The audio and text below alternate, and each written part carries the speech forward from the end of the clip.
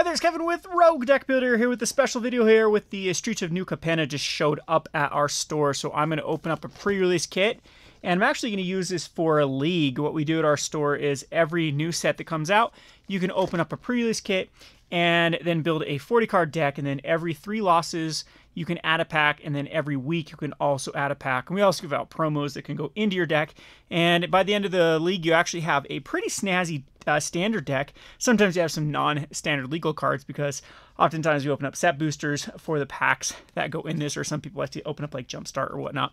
I like to keep it within the set, but we just allow everything be, kind of everything goes in this semi-casual format called League. So this is Streets of New Capenna. Before I show that though, I did want to show you an example of League. So this is the deck that I ended up with Kamigawa. Oh my gosh, this boulder will not open as it cracks.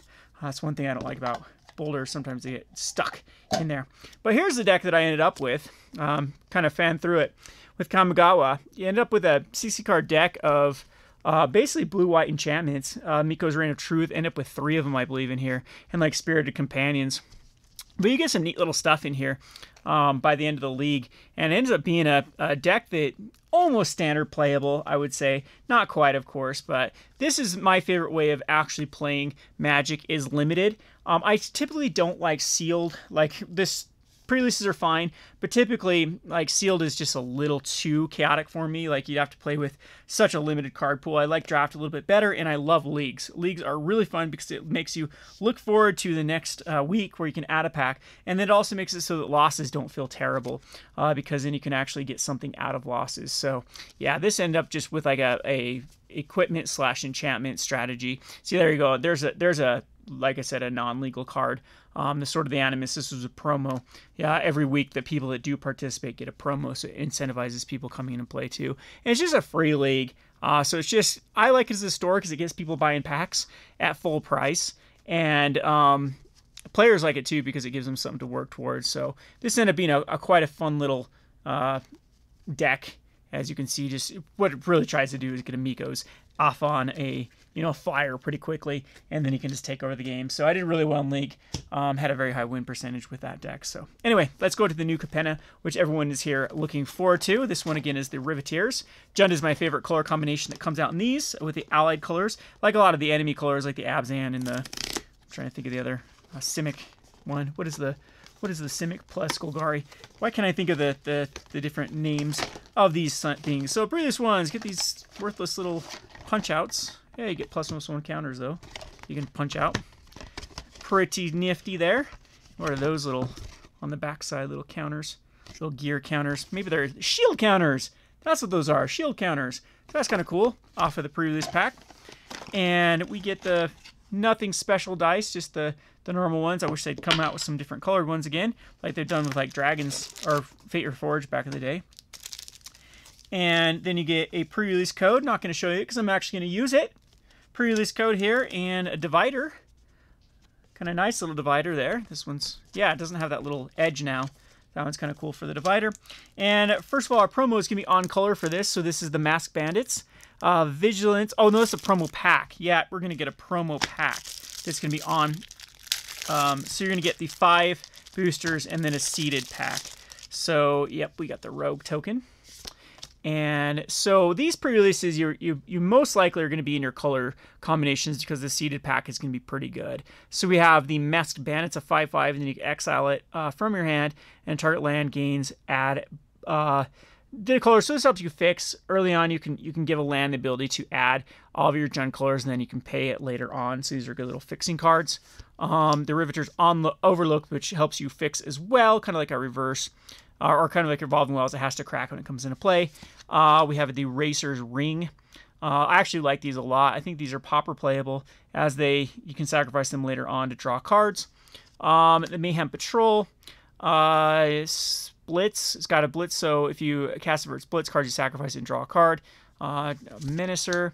The Riveter Initiate, which can gain Death Touch. We have the High Rise Saw Jack.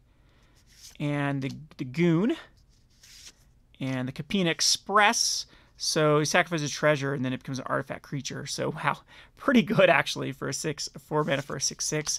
The big score, I can't tell you how much I hate this card. I'll have to do my rant video. I keep meaning to do a rant video of how I absolutely hate treasures.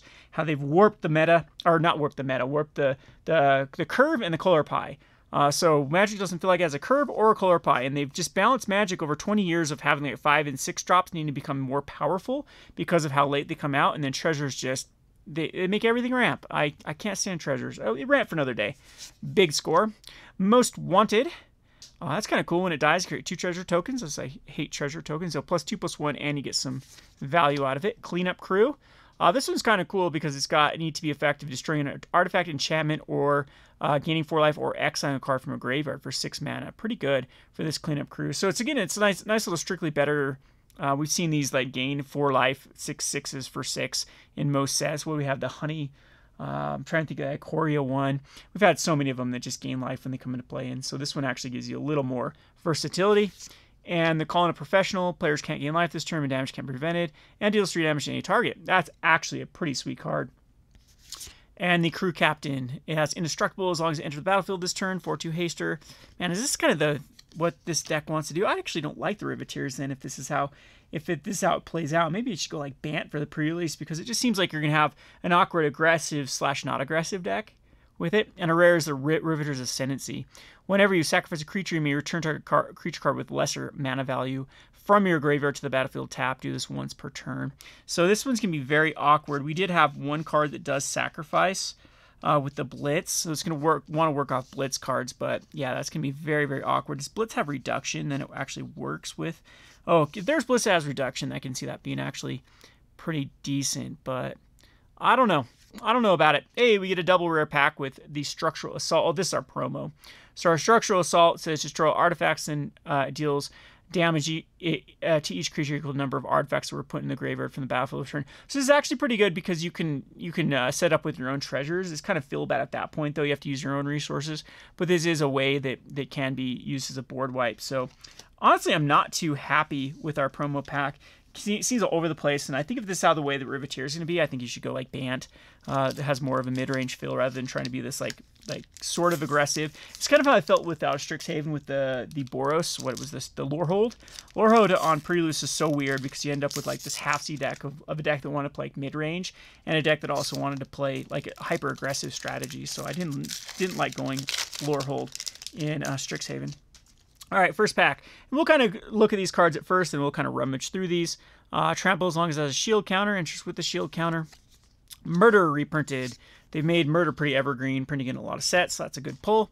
The Obscura Initiate gets lifelink. Exile non-land permanent. Its control creates a treasure. Pretty good card for 5 mana.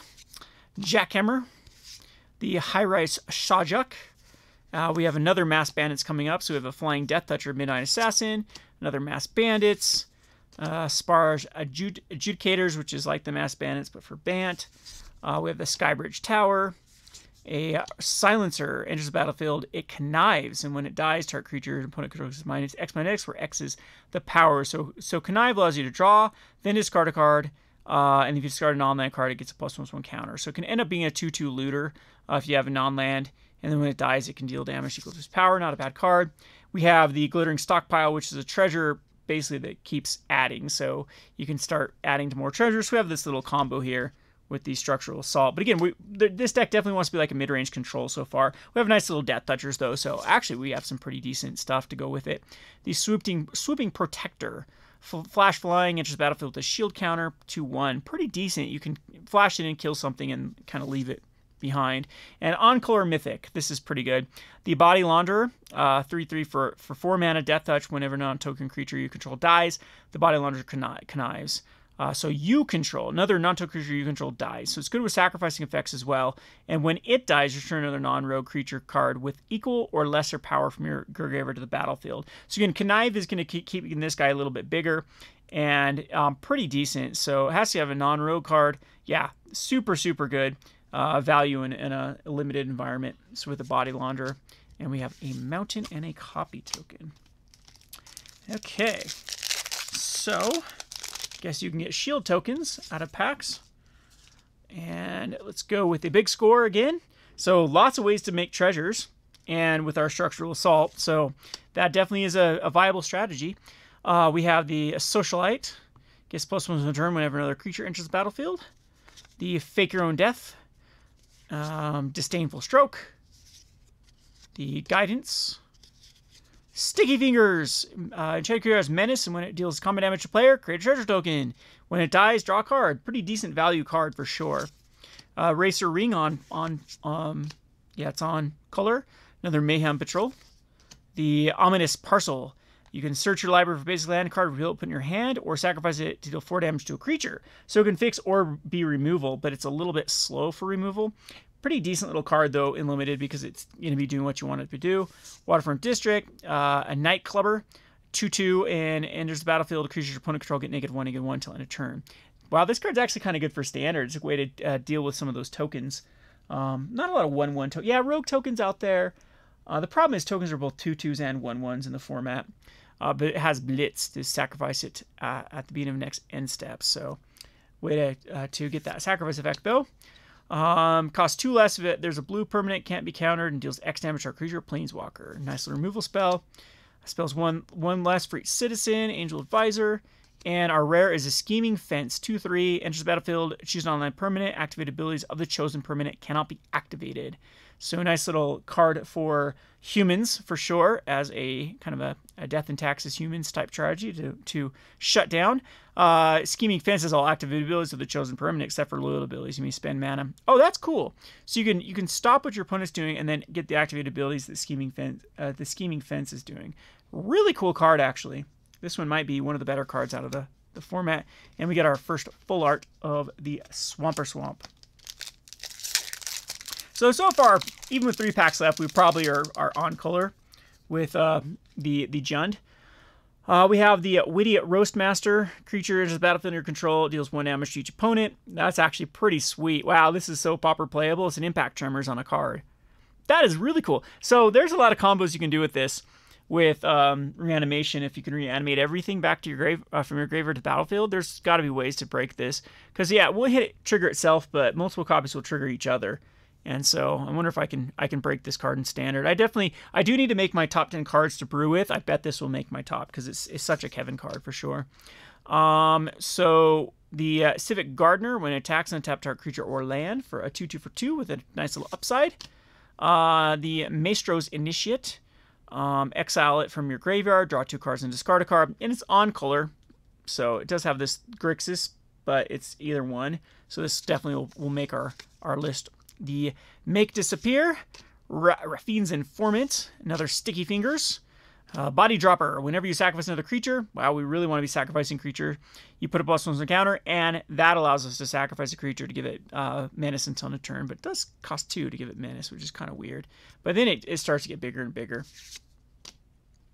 Broker's Initiate, the Cabarita Courtyard. So this allows you to get a mountain or a forest, which is good, so definitely on color. Echo Inspector, the Ceremonial Groundbreaker, the Pugnacious Pugilist, a 4/4. When it attacks, create a tap attacking 1/1 Red Devil creature token. Whenever this creature dies, it deals 1 damage to any target. It's pretty sweet. It's because it's got the Blitz for 4/4. Vampire Scrivener. Whenever you gain life during your turn, put a +1 counter. Whenever you lose life during your turn, put a +1 counter. So gain life or lose life during your turn, you put a +1 counter on the Scrivener. So you have to have a way to lose life on your own turn. Any sort of effects that allow you to pay life would work with this guy. And it doesn't say once per turn, so yep, just can't gain on your opponent's turn. The Broker's Ascendancy. End step, put a +1 counter on each creature you control and a loyal counter on each Planeswalker. I know a lot of people are actually talking about this card. Of course, Atraxa is the obvious place you want to put this. So you just have to stack it. So Proliferate works with it. 2 packs remaining to go. Hopefully we can find some other on-color rares. The Incriminate. Choose 2 target creatures controlled by the same player. The player sacrifices 1 of them. It gives them the option, though. This card's so awkward. It's 2 mana. It's a sorcery. Yeah, they sacrifice the weaker of the 2. I don't know if that's playable. A Crocodile, another Kill Shot. That's a reprint. You're Ready to Rumble. 5 damage to a creature or Planeswalker or destroy an artifact. So artifacts are definitely a liability in this set. There's a lot of cards that just have a lot of versatility. Broken Wings. That's a reprint. The Jetmir's Fixer gives +1/+1 until end of turn. If mana from a treasure was spent, put a +1 counter instead. So kind of cool. We have a lot of ways to make treasures too. Target creature gets +2/+2. If you control 4 more creatures, it gets +4/+4 instead for the family. Another body dropper, that's good. We're starting to have a little synergies here. Venom Connoisseur, so it's got Alliance, so whenever another creature enters battlefield, all creatures you control gain Death Touch. If it's the second time, it gains Death Touch the first time, all your creatures gain Death Touch the second time. So there's a Chaldean one with Death Touch equals poison that could work with this card. Out of the way. Wow, good sideboard card. Costs 2 less if opponent controls a green permanent, and then return an on-land permanent to its owner's hand and draw a card for 2 mana. That's pretty sweet. The Cement Shoes. Equip creatures +3/+3, and beginning of your end step, tap it. Equip creatures not untapped during this untap step. But it's got a way that you can equip and then re-equip it to some other creature that you don't care about. The Shadow of Mortality. So it's on-color rare. Your life total is less than your starting life total. This spell costs X less the difference. So it's just a 7/7 kind of vanilla card for a whopping 15 mana. So not sure if that's a card that's going to be playable. And then we have the Crew Captain. So another one of these, but this one's in the shiny alternate form. And no full art there. So far we have 1 full art out of all of our packs. So they might be a little bit more rare in the draft boosters. Another Gardener. Another Maestro, another Informant, a Chrome Cat, Scry 132, another Theater, which again gets a Swamp or a Mountain, so that works for us. The Halo Scarab, gets a treasure token if you exile, it's not bad. Inspiring Overseer, and Swamp, Mountain, or Forest, that one's on color. Riveter's Charm, target opponent sacrifices a creature or planeswalker with the highest mana cost. Exile top of the cards of your library. Into your next turn, you can play one of those. Exile target player's graveyard. So a lot of versatile things there. So this gives a creature +X/+X until end of turn, and create a 1/1 green and white citizen creature token. So for 1 mana, you could do that instant speed, which isn't bad. Isn't bad at all. So the Graveyard Shift, it has flash if there are 5 or more mana values among cards in your graveyard, and then return target creature card from graveyard to the battlefield. We have a Widespread Thieving, which has whenever you cast Hideaway 5, whenever you cast a multicolored spell, create a treasure token. Then you may pay 5. If you do, you may play the exiled card without paying its mana cost. So that's the Hideaway. You can pay 5. Kind of weird though. I mean, it allows you to create a lot of treasure tokens, and we do have a lot of multicolored spells, so that alone might make it worthwhile. But other than that, it's kind of a weird card.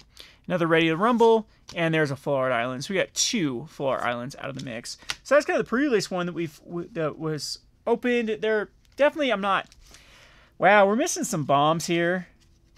Have decent removal, but it's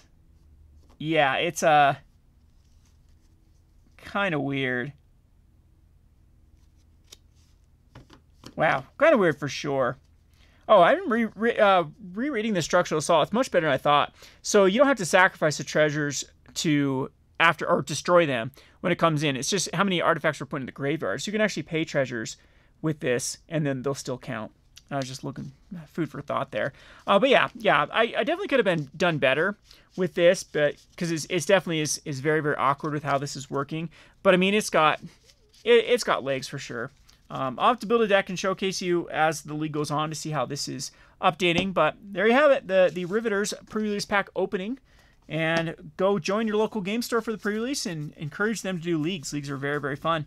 I've had a blast playing them. I think it's a great way for new players and old players alike.